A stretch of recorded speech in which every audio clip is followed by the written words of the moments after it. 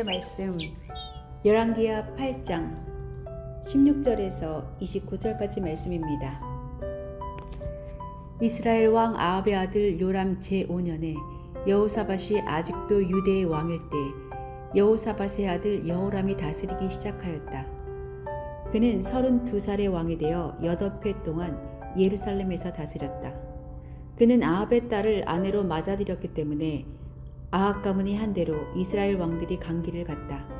이와 같이 하여 그는 주님 보시기에 악한 일을 하였다. 그러나 주님께서는 자기의 종 다윗을 생각하셔서 유다를 멸망시키려고는 하지 않으셨다. 주님께서는 이미 다윗과 그의 자손에게서 왕조의 등불이 영원히 꺼지지 않게 하시겠다고 약속하셨기 때문이다.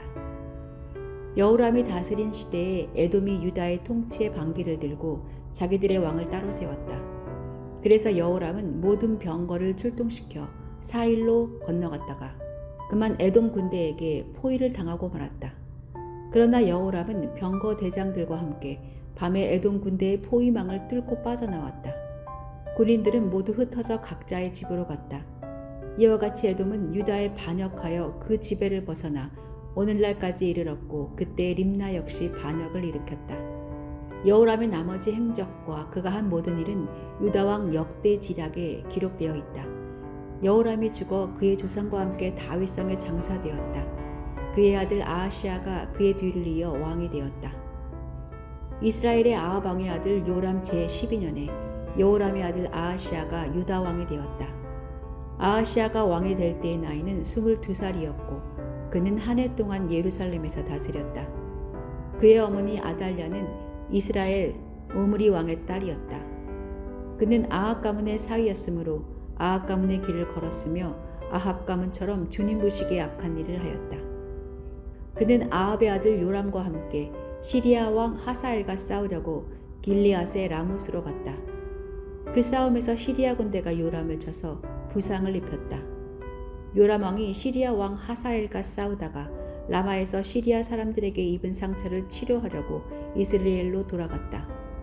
그때 아합의 아들 요람이 병이 들었으므로 여호람의 아들인 유다의 아하시아 왕이 문병을 하려고 이스라엘로 내려갔다.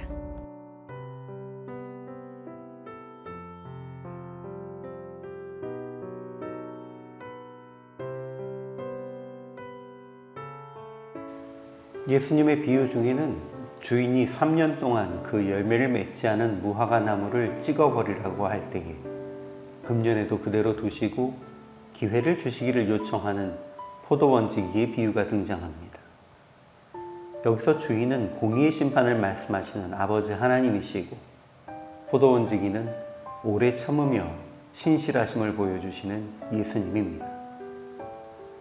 포도원지기는 열매를 맺지 못하는 무화과 나무라 할지라도 당신이 한 해 동안 주변에 걸음을 주고 돌볼 기회를 더 주시기를 요청하십니다.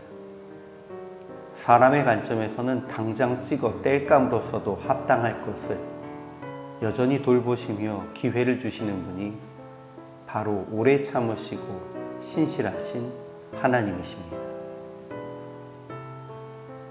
유다의 왕이 된 여호사밧의 아들 여호람은 아합의 딸 아달랴를 아내로 삼고 아합의 집과 같이 여호와 보시기에 악을 행합니다.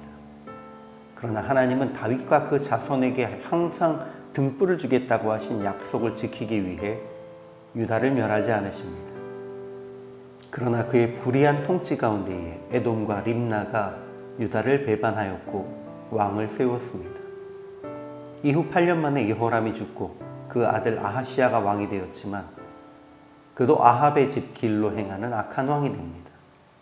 그 후 아하시아는 아합의 아들 요람과 길르앗 라못에서 아람 왕과 싸웠고 이때 부상당한 요람을 보기 위해 이스라엘로 갑니다.